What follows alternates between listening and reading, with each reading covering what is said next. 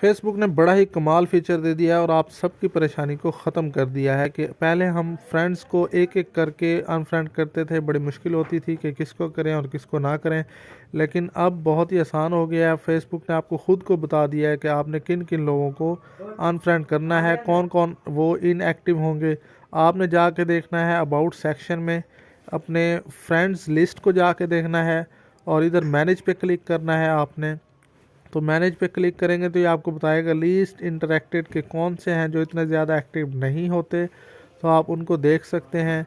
तो आपने least interacted पे क्लिक करना है। ये देखें, ये वो हैं जो इनएक्टिव रहते हैं, तो इनको आप सिलेक्ट मल्टीपल करके काफ़ी सारे जो है एक ही क्लिक में जो है आप इनको अनफ्रेंड कर सकते हैं। आपने सिलेक्ट मल्टीपल पर क्लिक करना है और इनको चेक करते जाना है।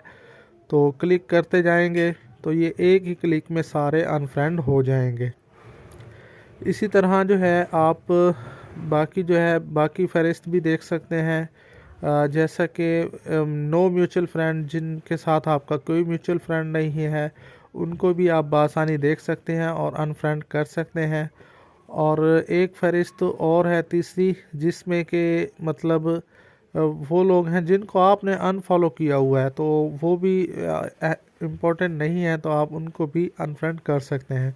तो ये देखें कितनी अच्छी अपडेट है, आप इसको ख़ुद भी इससे इस्तेमाल करें और दूसरों को भी बताएं।